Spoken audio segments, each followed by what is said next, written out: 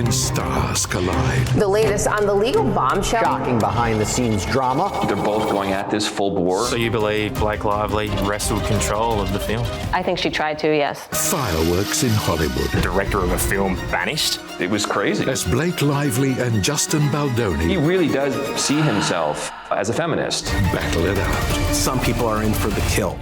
I hope that the truth comes out.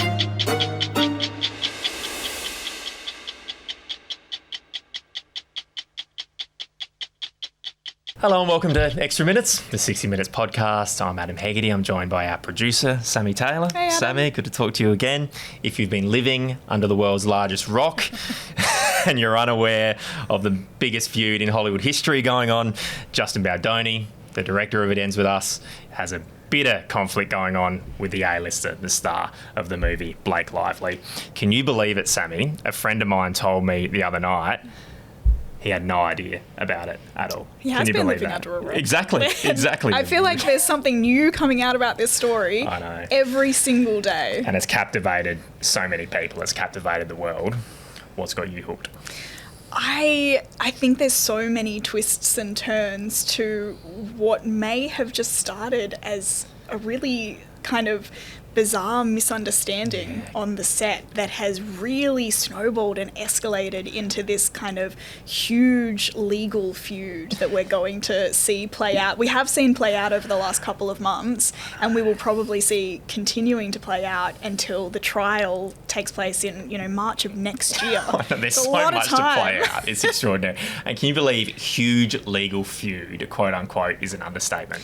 Seriously, it is a wild, wild saga that's going on between those two people. The sheer amount of documents, of text messages, of emails, of, cuts, behind the scene cuts from the film, everything that's coming out about this, it does kind of feel like there's something new almost every other day. It's all out there, isn't it? I mean, there are pages and pages of documentation of legal, dramas that have been put online. We've both read through all of that. We could have done a story on each page that's been put in there. What I found most captivating about it is just the insight into how Hollywood might just really operate behind the scenes.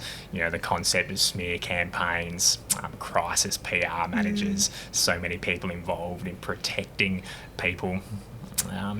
Were you taken aback by any of that? I don't know that I was as surprised about it because we have seen similar kinds of undertakings in the past. What we know about the Johnny Depp and Amber Heard legal case from a couple of years ago is that there was a smear campaign or an alleged smear campaign that took place in that instance to kind of sully Amber Heard's name and to kind of ruin her credibility.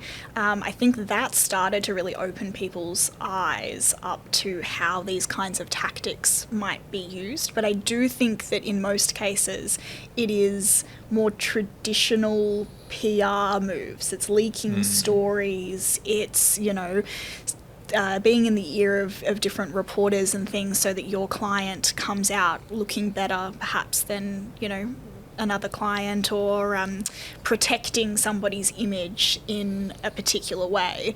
What we've seen in this case, I think, goes really far beyond that and is really insidious and is really quite astonishing just in terms of the scale of this alleged smear campaign that's been levelled against Blake Lively. Yeah, alleged is the right word. It's obviously going to court. We've spoken to someone who says there is evidence of a smear campaign, looking at it, and it's someone who would know. What it's done for me is it's made me question myself a little bit, because I think back months and months ago to when we started hearing negative stories about Blake Lively. I read a couple and I went, oh, wow, I can't believe she's like this. Yep. And now I think back and I might have been falling for a smear campaign. The huge amount of social media kind of discourse that was happening around the release of this movie was very, very clearly anti Blake Lively. There were heaps and heaps of stories that were out in the press about how she was difficult to work with, that, something had happened on that set that, we didn't know what it was, but there was kind of rumblings of these things for quite a long time. And it really I think at least it changed people's perception of her. You know, Blake Lively and Ryan Reynolds are Hollywood royalty. You know, really up until this point they could do no wrong, and were very, very highly regarded and very, very well liked. And to see that change and shift so rapidly, I think at the time people didn't understand that maybe there was something going on behind the scenes there that was kind of guiding that narrative and causing that shift. And we might not be the only people feeling this way now, because if you speak to people who are so engrossed in this story and saga, people are passionately on either side. Not many people are sitting in the middle. No. So it's hard to summarise, but in a nutshell, you've got Justin Baldoni, the director, accused of inappropriate behaviour on set and conducting a smear campaign. On the flip side, Blake Lively and, by association, Ryan Reynolds have been accused of bullying their way in and taking over production of a very successful film, to the point where at the premiere, Justin Baldoni, the director, I shouldn't laugh, but it's bizarre. It is really weird. He's in a basement watching it. He's not allowed out there.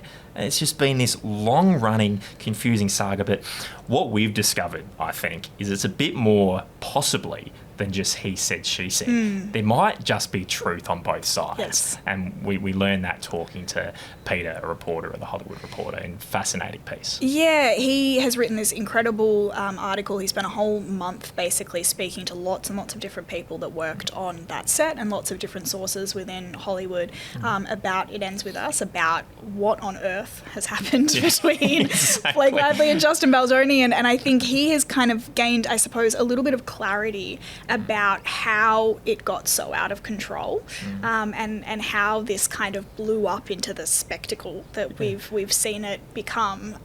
He also, you know, says that he can't remember a time that the director of a film has been banished to the basement. I don't think you we'll know, see it again. ever, of a premiere. It is really bizarre. I think that premiere was maybe the first time that the wider public began to kind of cotton on that something had really gone wrong here. Well, they just weren't seen in public together. No. Never photographed together, never at the same event. They didn't ever. do any press interviews together. It really felt like Justin on his own and Blake with the rest of the cast.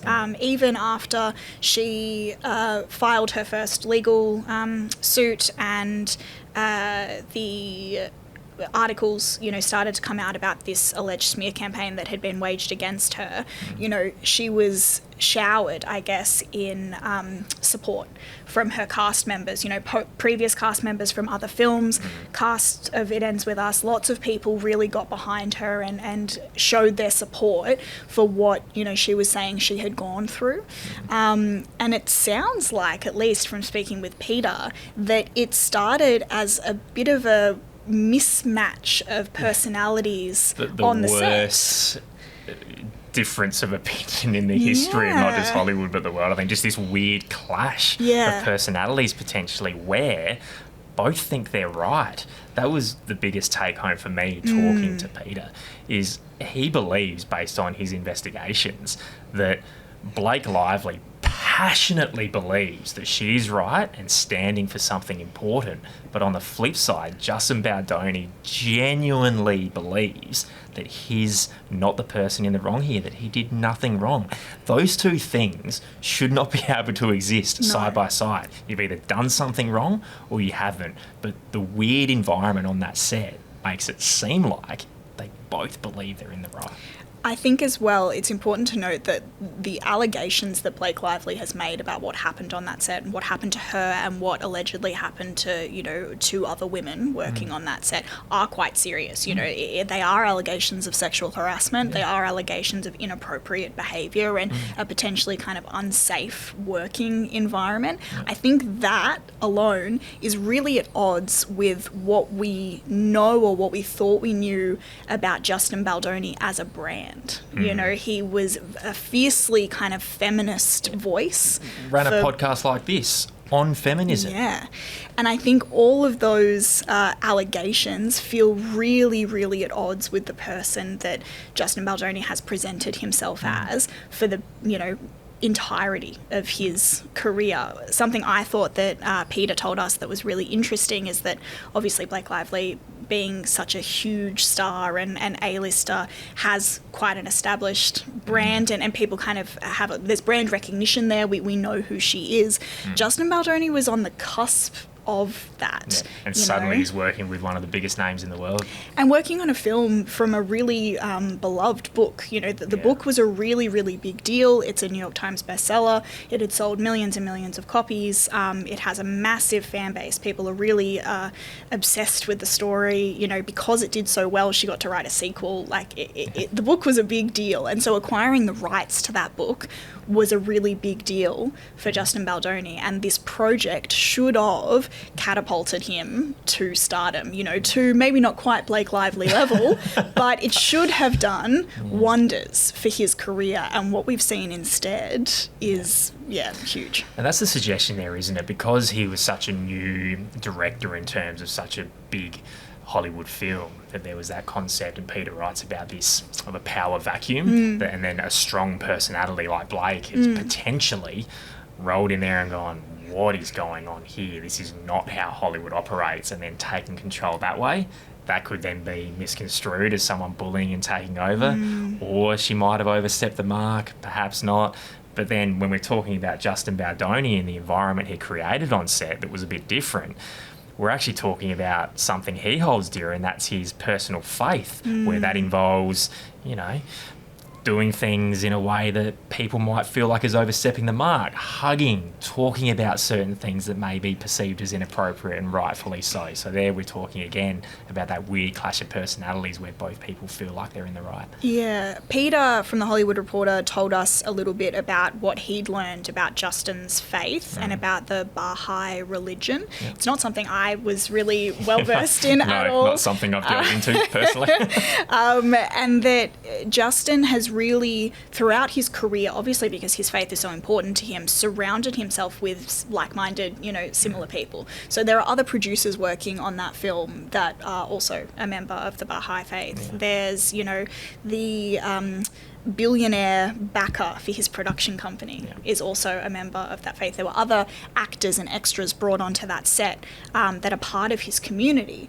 And it sounds like, from what Peter has learned, that maybe some of the practices in play there, things like, a lot of prayer, as you said, a lot of kind of physical touch, are really at odds with what is normal and perhaps what is acceptable and appropriate on a Hollywood film set. Absolutely. And here's the kicker there. On the other side, you've got a fierce campaigner in Blake Lively for the Me Too movement. You've got hugging, you've got weird behaviour, and someone experiencing that is a staunch supporter of making Hollywood and film sets safe for women. That's where you start realising how this could have all just been a clash of not just personalities, but values and ethics, and that's potentially what's caused just this absolutely shocking saga. I think one of the things that's really important to remember here is the big break that happened while they were filming this movie. So the